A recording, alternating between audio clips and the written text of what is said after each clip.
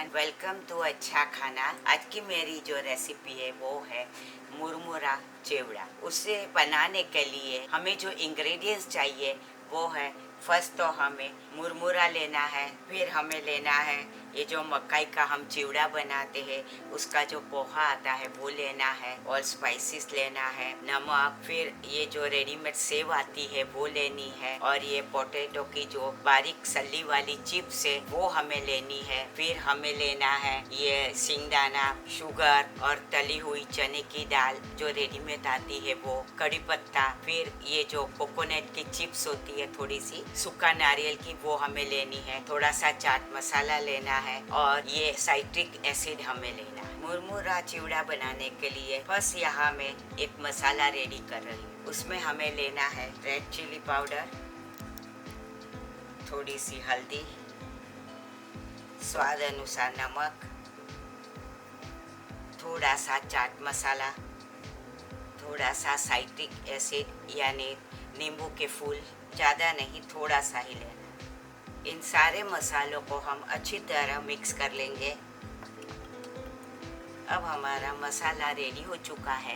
अब हमें एक कढ़ाई लेनी है, उसमें मैंने ऑयल गरम करने के लिए रख दी। अब हमारा जो ऑयल है वो अच्छी तरह गरम हो चुका है। अब उसमें ये जो मुरमुरा है वो मैं फ्राई करूँगी।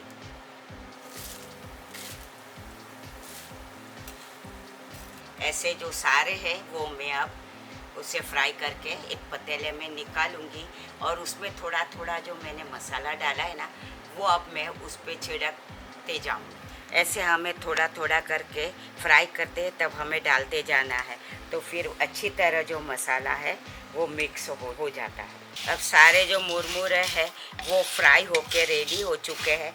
अब दूसरे जो मकाई चिवड़ा का पोहा है वो उसे मैं थोड़ा सा फ्राई करके इसमें डालूंगी।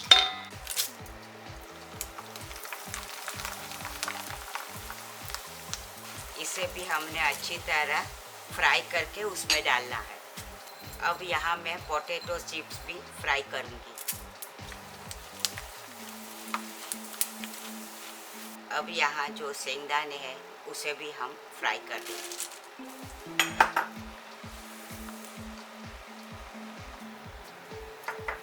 अब यहाँ मैंने कोकोनट है उसे भी हमने थोड़ा सा फ्राई करना है, और लास्ट में ये जो कड़ी पत्ता है उसे भी मैं फ्राई कर दूँ।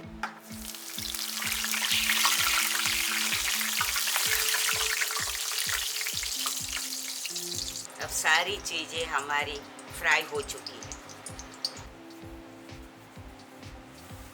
अब सारा कुछ फ्राई होके और थोड़ा थोड़ा मसाला डाल के भी ये जो चिवड़ा है वो रेडी हो चुका है। अब उसमें मैं ये जो चना दाल है तली हुई वो डालती हूँ, और ये सेव है, तली हुई सेव जो रेडीमेड मिलती है वो मैंने डाली। अब सारा कुछ अच्छी तरह मिक्स कर लूँगी।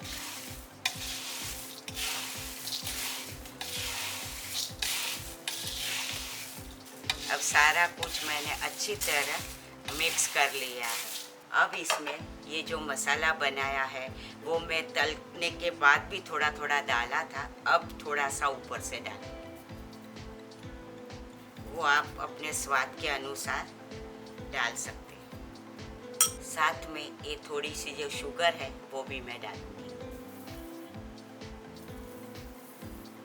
अब मैं अच्छी तरह सब कुछ मिक्स कर लूँगी।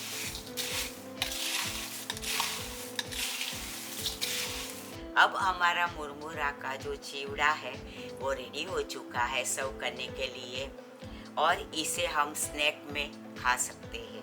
अगर आपको मेरी ये रेसिपी पसंद आए तो लाइक, शेयर और सब्सक्राइब करना मत भूलना।